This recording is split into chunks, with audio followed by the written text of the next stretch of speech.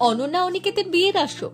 জি বাংলা চ্যানেলের জনপ্রিয় মেগা ধারাবাহিক কোন গোপনে মন ভেসেছে শুটিং পর্ব ছিল জমজমাট।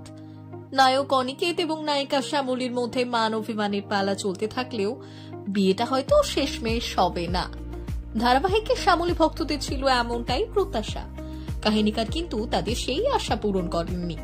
উল্টে শ্যামলীর উপস্থিতিতেই অনিকেত ও অনন্যার শুভ দৃষ্টি থেকে মালা বদল এবং সিঁদুর দান পর্ব সারা হয়েছে। মল্লিক বাড়ির বড় ছেলে খোলামনি নিজের দ্বিতীয় বিয়েটা যে করেননি তা তার চোখে মুখের অভিব্যক্তিতেই ধরা পড়েছিল শুটিং পর্বের মাঝে। আর বিয়েবাড়ির হুল্লোড়ের মাঝে চাপা পড়েছিল বরের আবার বিয়ে করার সাফাই। করছো আলটিমেটলি বিয়েটা তো?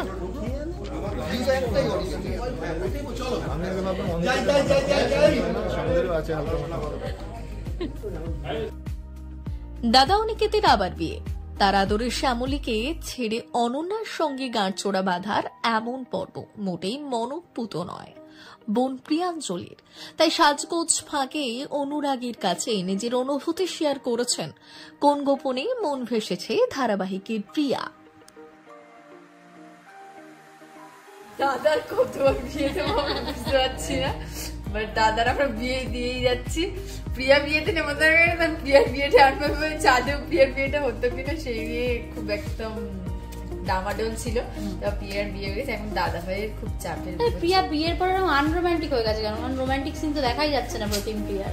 না, বিয়ের আগে রোম্যান্স করে ফেলেছে বলে বাড়ির লোকজন খুব ঝাড়পত্র দিয়েছে, তারপরে এখন বিয়ে করে নিয়েছে। বিয়ের পর এখন বুঝতে পারছি না দাদার কত রোম্যান্স করবে। দাদার চাপের রোম্যান্স আর পালিয়ে যাচ্ছে না।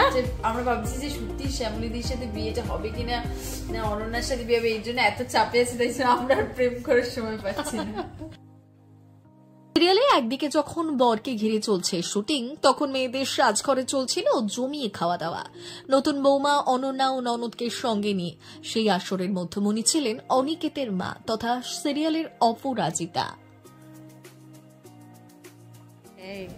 নতুন বৌমা আমার সেজে গুজে মুকুট পরে বসে এখন জমিয়ে ফুচকা খাবে, ভাবা যায়।